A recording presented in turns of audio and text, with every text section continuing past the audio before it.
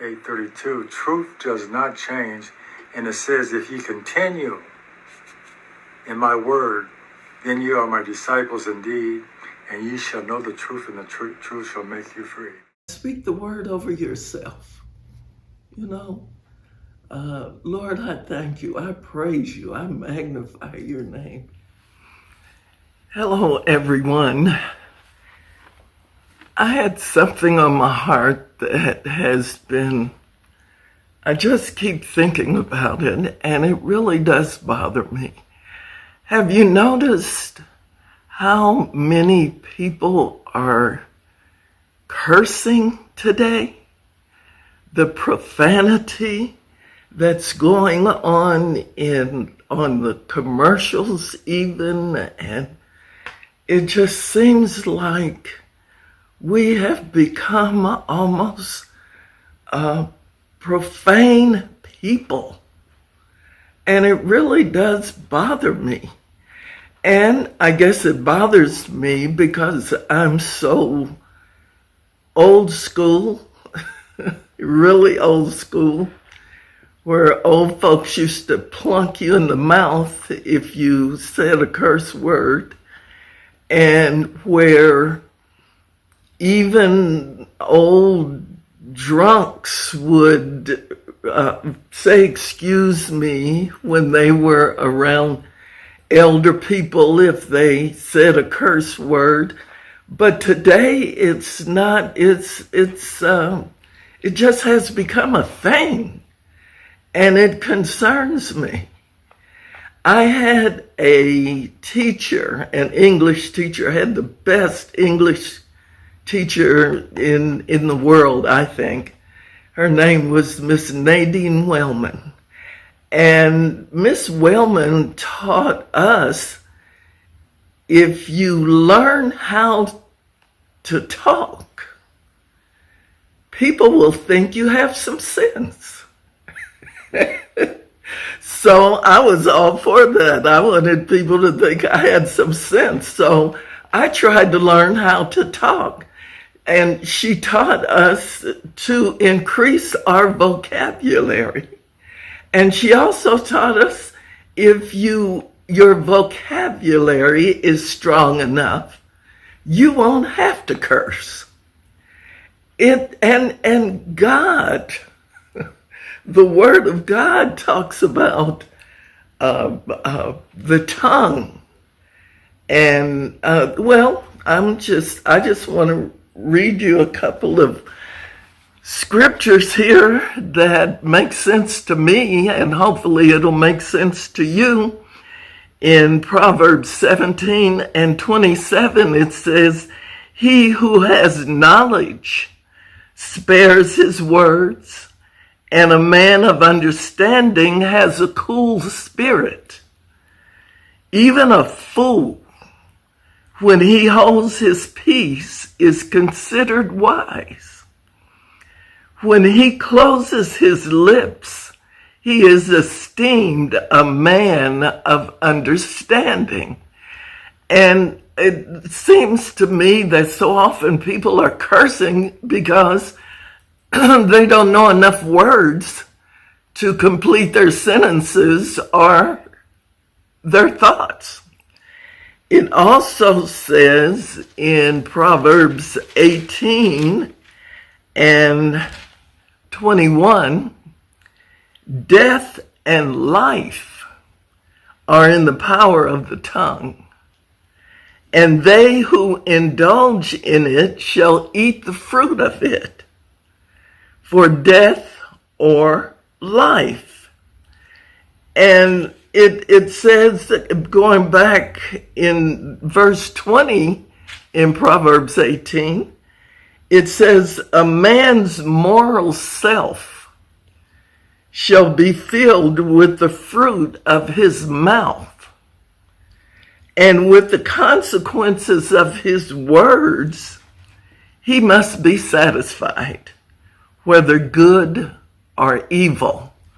So what is coming out of our mouths most of the time is what's in our hearts.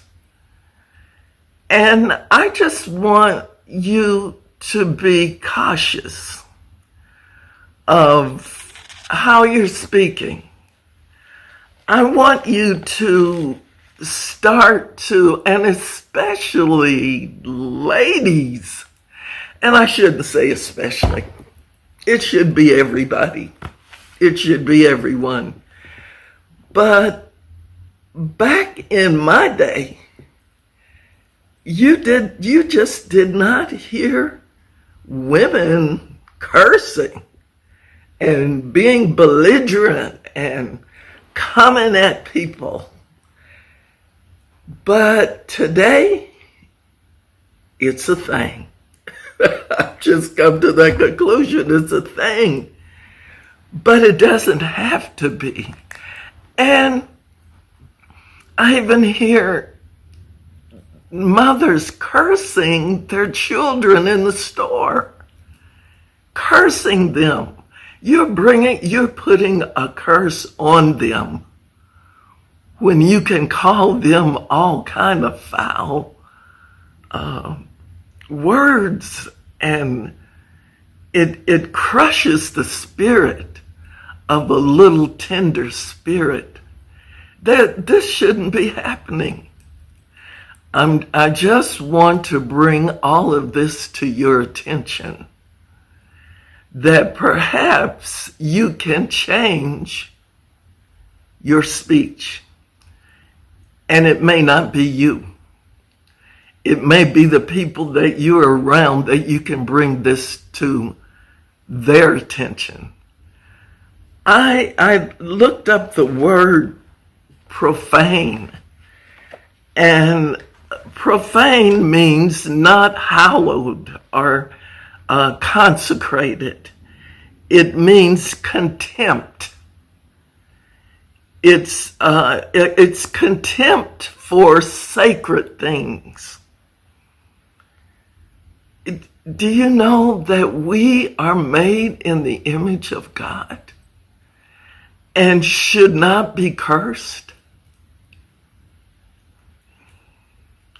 Don't get me, I'm getting ready to preach, but I'm not going to preach. I just want I want to bring this to your attention. Profane is to treat sacred things with irreverence or contempt, to denigrate, to bring to a base level. So when you're cursing, you're bringing whatever it is you're talking about to a base level. You don't have to. And certainly if you're cursing your children or just anybody, your brother, your sister, you bring to a base level and you defile. You can defile with your tongue. The word profanity is defined as the state or quality of being profane. I don't like that definition because my English teacher, Miss Wellman, taught us you can't define the word with the word. But it is profane language is blasphemy. I want to show you one more, one more scripture. In Matthew 12 and 35, it says, "A good man from the inner good treasure flings forth good things, and the evil man out of his inner evil storehouse flings forth evil things. But I tell you, on the day of judgment, men will have to give an account for every idle, improper, non-working word that he speaks." Our language Our language can create death or life in the circles where we travel, in our home, in our children. Speak life over your children. Speak life over yourself. If that is, where is that coming from? If you have all of this foul language that you can drop the F-bomb every other sentence, and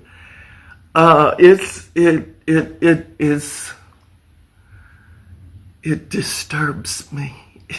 It just disturbs me. It didn't used to be like this. And I don't believe it is pleasing to God. So ask the Lord, pray. The scripture says, search me, O Lord, and try my heart, and see if there be any wicked way in me, and lead me in a path everlasting. Search your heart too. You search your heart. You don't have to curse. Increase your vocabulary. Find new words that you can use so that you are not defiling and debasing the atmosphere in which you live. I love you. I'm just being obedient to what the Holy Spirit is leading me to do. And I'm glad about it, because I believe we can change. In the name of Jesus. I love you. Have a blessed day. In Jesus' name. Hey, also, like the video and subscribe to the channel. I usually forget to say that, but you know what to do.